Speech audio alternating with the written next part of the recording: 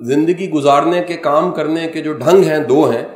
ایک reactive approach ہے, کسی بھی کام میں ایک ریئیکٹیو اپروچ ہے, اور دوسری اپروچ پرو ایکٹیو ہے.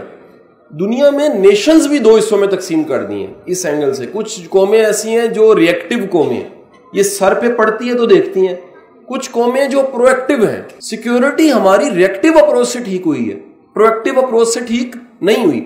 ڈینگی پاکستان میں ہے, کراچی میں آیا ہے, ہمارے پنجاب کو بڑا ڈیمیج کیا کسی ٹائم پہ.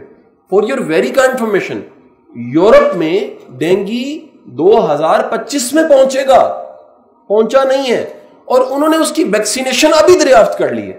کیوں؟ یہ ایک پرو ایکٹیو اپروچ ہے, وقت سے پہلے تیاری شروع کر دینا. اور ایک ہے سر پہ پڑے 20,000 بندے مر جائیں, اس کے بعد ڈینگی فورس بنائی جائے. یہ ایک ریئیکٹیو اپروچ ہے. یہ جو قوموں کی اپروچیں ہوتی ہیں, اسی طرح افراد کی بھی اپروچ ہوتی ہے. کچھ لوگ پہلے سے پریپیئر ہوتے ہیں, پریپیئر کرتے ہیں. کچھ لوگ سر پہ پڑتی ہے تو تبھی دیکھتے ہیں. پاکستان میں سب سے زیادہ بولا جانے والا ڈائلاگ ایک ہے, وہ ہے دیکھی جائے گی, کر لیں گے, ہو جائے گا. یہ ریئیکٹیو اپروچ کو ڈیپیکٹ کرتا ہے, بتاتا ہے کہ ہماری زیادہ اپروچ ریئیکٹیو ہے. ہم شادیاں بھی وہاں کر لیتے ہیں جہاں دل نہیں ہوتا. ابا کہتے ہیں بھائی میری بہن تو خوش ہو جائے گی نا, تو کر لے. بعد میں 6 کی ٹیم بن جاتی ہے. یعنی ہمیں ہر چیز سچویشنل فیصلے ہوتے ہیں, آن سپاٹ ڈیسیژن ہم کرتے ہیں کہ ایسے کرنا ہے. کوئی پلاننگ کا کانسیپٹ نہیں ہے, پروڈکٹیو اپروچ نہیں ہے, اسٹریٹجی بنانا نہیں ہے. سمجھدار بیٹا بندہ وہ ہے جو پروڈکٹیو اپروچ پہ چلتا ہے, جو سفینہ بناتا ہے طوفان آنے سے پہلے. جو آپ نے کہا, تو پہلے سے تیاری کر کے رکھنا, پہلے سے پرپیئر رہنا.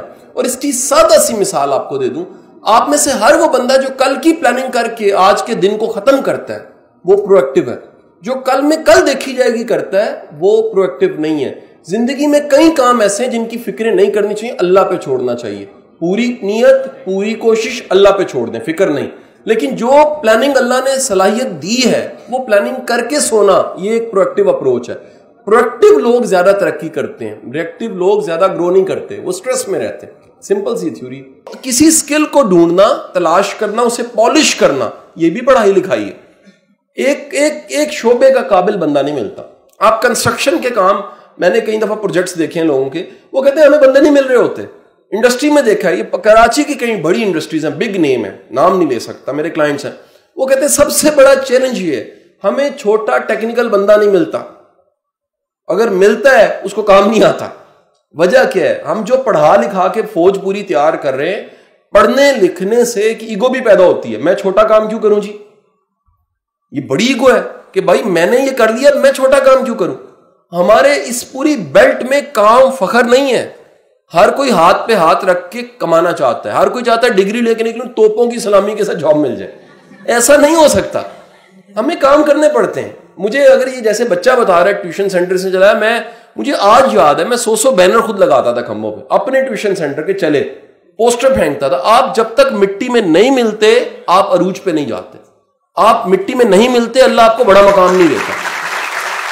سو ہمیں وہ بچہ جو پڑھنے والا نہیں ہے, بھائی کس نے کہا اسے پڑھا کے چھوڑنا, کس نے کہا اس کو نمبر ہی نہیں دلانے, کس نے کہا اسے کوئی ہنر دے دیجئے, کوئی سکل دے دیجئے.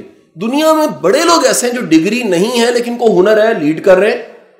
اور ایک بڑی مزے کی, ایک گاڑی دھونی آتی ہو نا صحیح, اور بندے مینج کرنے آتے ہوں تو بزنس شروع ہو سکتا ہے.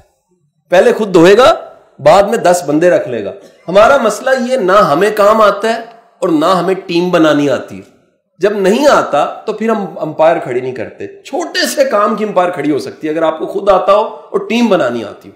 آپ میں قابلیت ہے, ایک ہی فیلڈ میں قابل بندے کے پاس لائن لگی ہوتی ہے, اور اسی فیلڈ کا ایک اور بندہ ہے جو ویلا بیٹھا ہوتا ہے, کام اس کے پاس نہیں ہوتا. بات آپ کی قابلیت کی ہے.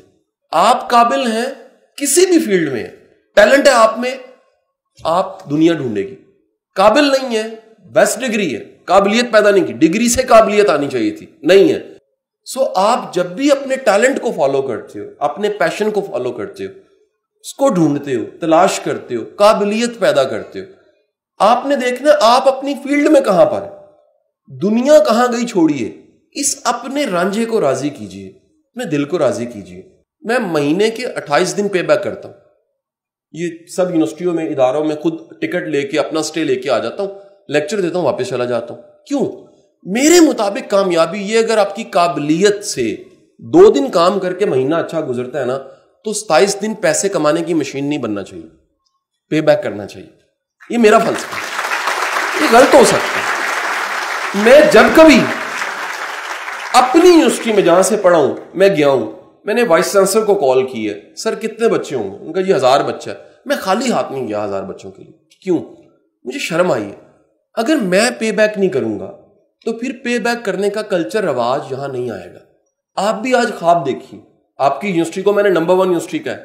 کس چیز میں؟ NED ہے, بہت بڑی یونیورسٹی, انجینئرنگ میں یونیورسٹی ہے, بڑا نام ہے. مجھے سب سے زیادہ خوشی یہ ملی کہ اس یونیورسٹی کے الومنائز اس یونیورسٹی کو بھولتے نہیں ہیں, واپس آتے ہیں, پے بیک کرتے ہیں, فنڈز کرتے ہیں, کچھ نہ کچھ دیتے ہیں. جاب پہ جاتے ہو وہ آپ کو دیکھتے ہیں, خوشی ہوتی ہے, جاب پہ رکھتے ہیں کہ یہ بھی NED سے پڑھ کے ہے. آپ یہ خواب دیکھیے, کتنا بڑا خواب اتنا بڑا ہو کہ اس میں دنیا شامل ہو سکے. ایسا خواب جو آپ کی ذات تک محدود ہے, میرا گھر, میری گاڑی, میرے بچے تک محدود ہے, وہ بڑا خواب نہیں ہے. اس خواب کو اتنا سٹریچ, اتنا بڑا ضرور کیجئے کہ اس خواب میں پاکستان تو شامل ہو جائے, اس میں کم از کم پاکستان تو شامل ہے. جب تک یہ پے بیک کرنا, آپ سمپل اصول بنا لیجئے. آج سے ہر اس بندے کو ڈھونڈیے جو پے بیک کر رہا ہے, وہ خوش ہوگا, اطمینان میں ہوگا, اس کی زندگی بڑی سکون, وہ ڈرے گا نہیں, بریو ہوگا, بلیک میل نہیں ہوگا, تھریٹ نہیں فیل کرے گا, خوف محسوس نہیں کرے گا. کسی کے پنجابی میں کہتے ہیں نیچے نہیں لگے گا. کیوں نہیں لگے گا؟ کیونکہ وہ بک نہیں رہا نا بھائی, اسے پتہ لگ گیا بھائی میری قابلیت اگر دیتی ہے تو مجھے کیا ضرورت ہے بھاگنے کی. اور ہر وہ بندہ جو صرف پیسے کے پیچھے بھاگ رہا ہے, آپ اس کی رسپیکٹ نہیں دیکھو گے.